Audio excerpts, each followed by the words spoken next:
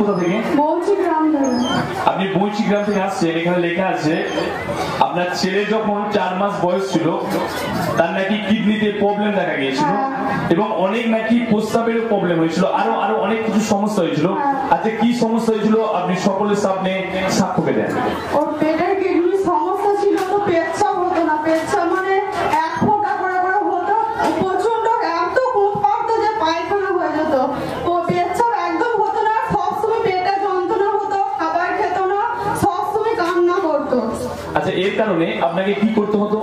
এর কারণে আমি অনেক ডাক্তার দেখেছি, ভালো হয়নি। তারপরে এনআরএস নিয়ে গেলাম হসপিটালে, 1 মাস ধরে হসপিটালে ছিলাম, অনেক রিপোর্ট করেছি। রিপোর্ট করার পর পেচ্ছাপের জায়গায় অপারেশনও করেছি। অপারেশন করার পরে বলছে রিপোর্ট ভালো নয়, ও রিপোর্ট খারাপ আছে। আচ্ছা, আপনার ছেলের কি পেচ্ছাপের জায়গা অপারেশন করতে হয়েছিল? পেচ্ছাপের জায়গা অপারেশন করার পর ডাক্তারে আবার কি বলেছিল? বলেছিল যে অপারেশন করার পরে রিপোর্ট খারাপ, মানে অপারেশন করার পরও রিপোর্ট খারাপ দিয়েছিল। আচ্ছা, এখানে লেখা আছে সে নাকি অনেক কষ্ট পেত এবং অপারেশনের পরও তার নাকি রিপোর্ট খারাপ হয়। আপনারা যে একজন ঈশ্বর বিশ্বাসী ছিলেন, তারপর নাকি আপনারা ঈশ্বরের বিশ্বাস থেকে হারিয়ে গিয়েছিলেন। আসতাম না ভালো এখানে, মানে মাসে 2 বার এরকম আসতাম, ঈশ্বরকে সেরকম জানতাম না। আচ্ছা আচ্ছা আচ্ছা, আপনি ঈশ্বরকে কতদিন হচ্ছে জেনেছেন? 6 বছর হবে।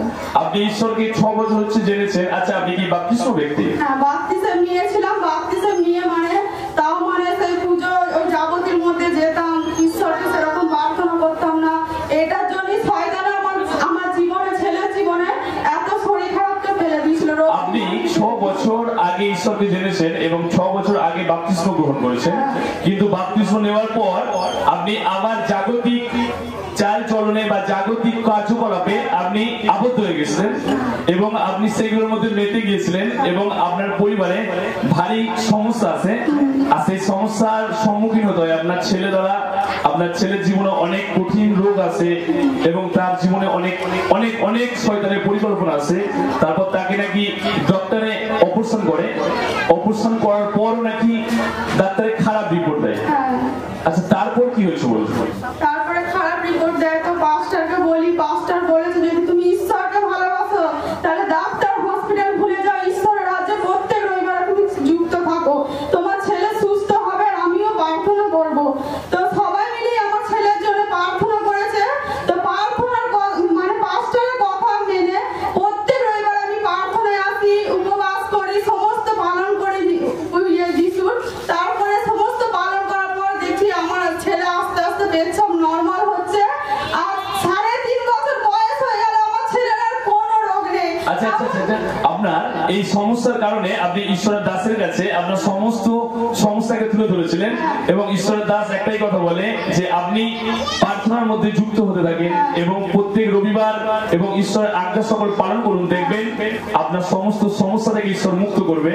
আপনি পাস্টারের কথা শুনেছেন এবং মণ্ডলীতে যুক্ত হয়েছেন। আর এখন আপনি কেমন পরিস্থিতির মধ্যে আছেন আপনি কিছু বলুন? খুব ভালো পরিস্থিতি, এমনকি আমার ছেলে সর্দি বলো, কাশি বলো, ডাক্তার মানে 4 বছর ধরে আমি ডাক্তার মানে ছেড়ে দিতে হয়েছে, মানে এখন ডাক্তার মানে আমার দেখাতেই হয় না। আচ্ছা, ঈশ্বরের দাস বলেছিল যে তাকে এখানে আসতে, আর তিনি ঈশ্বরের দাসের কথা শোনেন এবং প্রার্থনার মধ্যে ইনভলভ হন এবং ঈশ্বরের আজ্ঞা সকল পালন করেন এবং লাগাতার লাগাতার এই মন্দিরে আসতে থাকেন, প্রত্যেক রবিবার আসতে থাকেন, বিশ্বাসের সহিত প্রার্থনা করতে থাকেন এবং পাঁচটা লেহ্যান্ড প্রার্থনা করার পর এখন তার ছেলেকে নিয়ে দেখছি এখন অনেক অনেক সুস্থ আছে। আচ্ছা, আপনার ছেলে এখন কি ঘুমাচ্ছে?